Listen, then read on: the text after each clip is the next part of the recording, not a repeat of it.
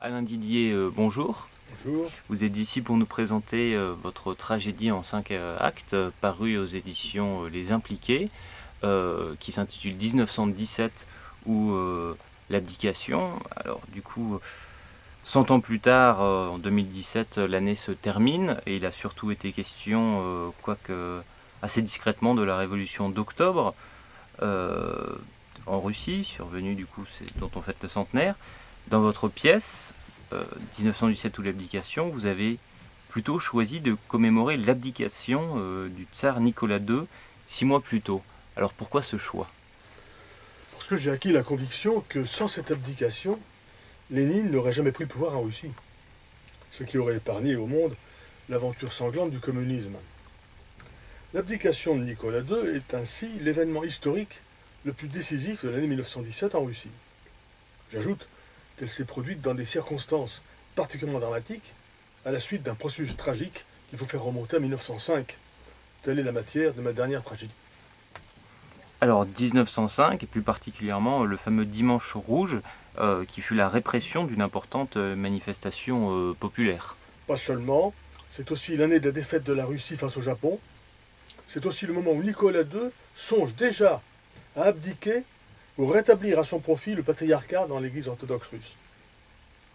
Vous insistez sur l'engrenage de la déclaration de la Grande Guerre, de la guerre de 14-18, et sur le poids de cette terrible guerre, humain, financier et moral, sur les décisions du tsar. Comme la plupart des belligérants de la Grande Guerre, Nicolas II envisageait une guerre courte. On aura fini dans 3 mois, dans 6 mois. C'était l'avis général des belligérants de cette époque. Et puis on sait ce qu'il en a été, ça a duré 4 ans. Et ça a occasionné des morts et des milliers de morts, des millions de morts dans l'Europe. Alors la puissance de l'offensive allemande contre la France, en 14, avait amené rapidement Nicolas II, la Russie, à intervenir en Prusse orientale.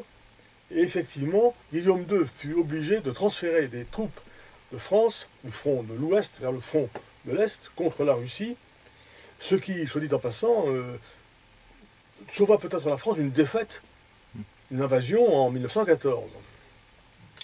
Mais néanmoins, les armées russes furent écrasées en Prusse, et le tsar estima devoir, en 1915, se porter directement à la tête de ses troupes.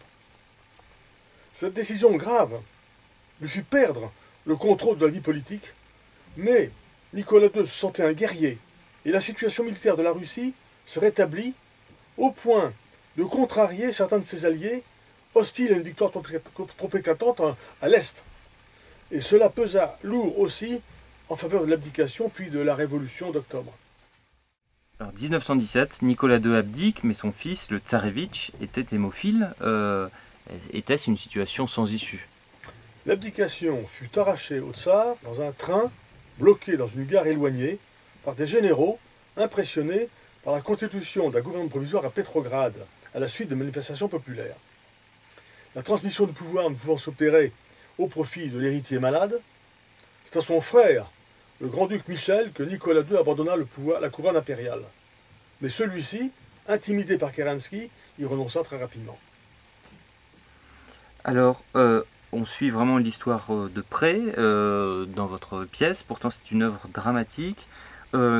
Ainsi, la confrontation des caractères joue véritablement un rôle prédominant. En effet, le tsar et la tsarine, Nicolas et Alexandra, formaient un couple extrêmement uni. Et cependant, leur manière d'exercer le pouvoir différait sensiblement, avec une ambiguïté certaine sur le véritable détenteur de l'autorité.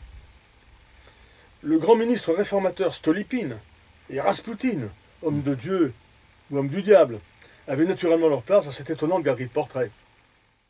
Alors, est-ce que cette tragédie sera bientôt représentée où et quand? La représentation, et a fortiori plusieurs représentations d'une œuvre théâtrale comportant 5 actes, soit une durée de 2h15, et pas moins de 30 personnages, excède de beaucoup les possibilités tout simplement financières d'un dramaturge inconnu. Mais je peux vous annoncer une très probable lecture publique de ce texte, condensé en 1h30, en 2018, dans un théâtre parisien.